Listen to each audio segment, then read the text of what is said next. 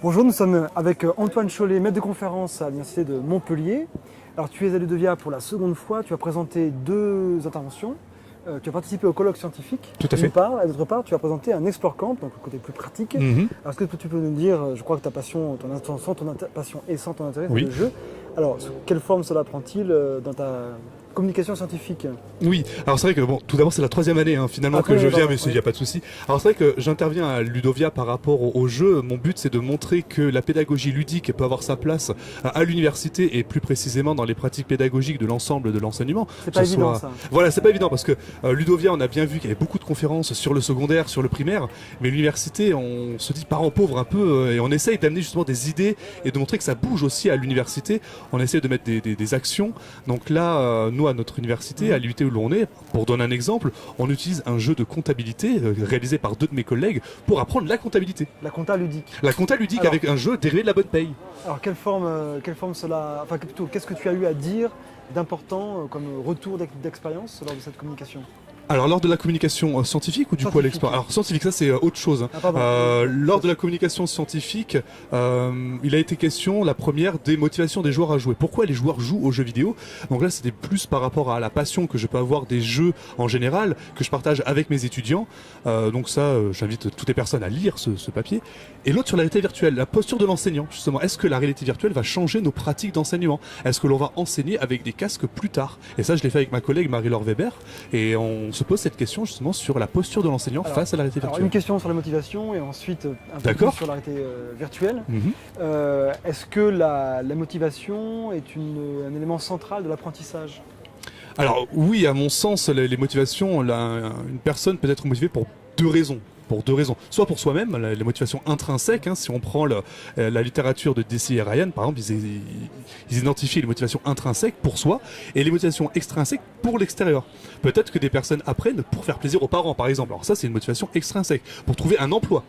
D'accord, et tu penses que par la ludification, on peut intensifier la motivation intrinsèque? Exactement, je pense à mon sens que la ludification, le fait de mettre du jeu en cours permet à l'apprenant, quel que soit son âge, quel que soit son niveau, de pouvoir reprendre goût à l'apprentissage. Mais est-ce qu'on ne risque pas d'avoir cette ambiguïté? Sont-ils motivés pour le jeu plutôt que pour l'apprentissage? Alors ça, c'est effectivement une question que l'on se pose. Lorsqu'on propose un jeu en cours, est-ce qu'ils aiment jouer avant tout et finalement ils retiennent rien? Ou alors finalement, ils les retiennent et le jeu passe vraiment comme un support, un amplificateur.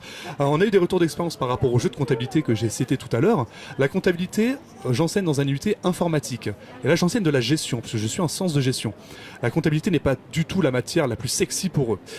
A priori. Donc il faut leur donner envie. Et on leur dit, voilà, la comptabilité, peut-être que vous avez déjà entendu parler de termes, déposer de bilan, les bilans, le compte de résultats, lorsqu'on fait des produits, des charges, ça cogite dans leur tête. Et on leur dit, pour débuter, on va vous faire jouer à un jeu que vous connaissez certainement, qui est celui de la bonne paye. Alors, ils connaissent, la plupart du temps, et ils apprennent les mécaniques, mais de base, d'accord, de base, découvrir la comptabilité avec des achats, des ventes, et qu'est-ce qui se passe justement derrière pour une entreprise. Ça, c'est le début, et lorsque l'on fait les cours plus pratiques avec des exercices plus conventionnels, on sent qu'il y a moins d'appréhension. Donc le jeu est là pour lancer la matière et dédramatiser justement l'apprentissage d'une matière qui ne l'est pas forcément familière. Aussi le jeu de façon intégré de façon plus durable dans le cursus, ou est-ce que tu penses qu'il a sa place seulement comme brise-glace en quelque sorte, ou levier d'apprentissage initial? Oui, alors on y a pensé avec mes collègues par rapport à ça. À l'heure actuelle, il est comme début. Il est au tout début, il est comme rampe de lancement, démarrage. On souhaiterait généraliser effectivement les jeux à l'ensemble de la formation, ou du moins prendre une part plus importante. On réfléchit à certains outils, mais il faut se reposer la question, placer le jeu c'est bien, mais bien utilisé c'est mieux. Placer du jeu pour du jeu, ludifier pour ludifier, ça sert peut-être à rien. On va perdre cette notion d'apprentissage. Il faut réfléchir en amont aux mécaniques et aux objectifs pédagogiques justement par rapport au jeu.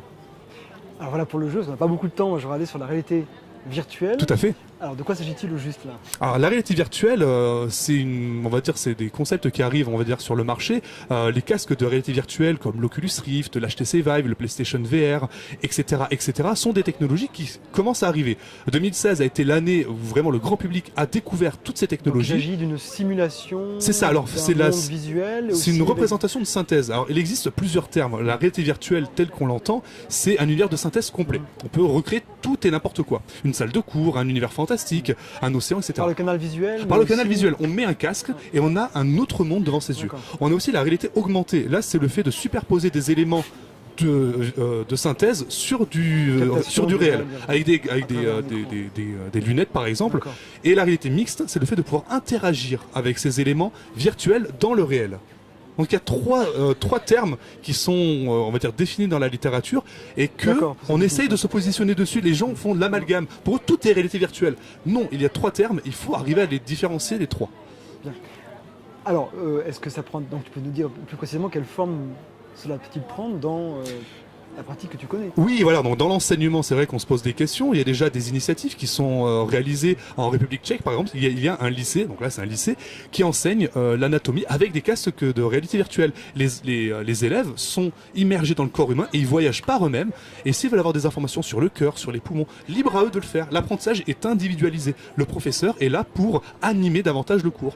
Et nous, à l'université, ça serait les mettre en condition, dans des conditions quelque part professionnalisantes. Mettre des marketeurs en face de clients pour simuler des échanges avec des clients lorsqu'ils seront préparés pour le monde professionnel. C'est de simuler des cas qu'on ne pourrait pas représenter facilement. Dans ce cas-là, je vois bien pour la chirurgie, je vois bien pour les ingénieurs, la manipulation, dans le cas d'une relation de vente, d'interaction orale. Mhm. Est-ce que finalement la richesse comportementale ne serait-elle pas aussi bien rendue par un écran? L'apport de la réalité virtuelle, c'est que l'apprenant est acteur lui-même de son apprentissage. S'il souhaite approfondir un élément, libre à lui de le faire sans que les autres en subissent les conséquences. Autrement dit, chacun décide d'avancer à son rythme par rapport à l'apprentissage. Et également, il peut approfondir certaines notions lorsqu'il est bloqué. Lorsqu'il est bloqué, et on est vraiment dans une reconstitution du réel. Est-ce que l'énergie nécessaire pour construire une réalité virtuelle, est-ce que le rapport est bon entre l'énergie dépensée et les bénéfices pédagogiques? Alors c'est une très bonne question que l'on se pose actuellement puisque les programmes, on va dire les solutions, le contenant adaptable au casque de réalité virtuelle sont en train d'être développés. C'est-à-dire que des enseignants, des professionnels sont en train de réfléchir à des solutions que l'on pourrait développer en classe, que ce soit dans le primaire, secondaire ou même dans le supérieur. Et on attend des retours d'expérience. C'est que c'est en train de se faire. Les solutions sont en train d'être créées. Donc là, c'est vraiment exploratoire et vous C'est tablez exploratoire, sur une tout à fait. réduction des coûts de production aussi. Peut-être des coûts de production, une amélioration de l'apprentissage, et aussi ressentir du plaisir. On a eu beaucoup de conférences sur le plaisir d'apprendre, sur le fait de partager, etc. Il faut remettre Est-ce que ça le au goût du jour. plaisir lié à la réalité virtuelle est-il communément partagé ou bien y a-t-il des résistances? Alors il y a des personnes effectivement qui peuvent actuellement ressentir des malaises. C'est vrai que la réalité virtuelle, certains casques, pas tous, peuvent avoir des effets nocifs sur l'être humain, des nausées par exemple lorsqu'on l'utilise beaucoup.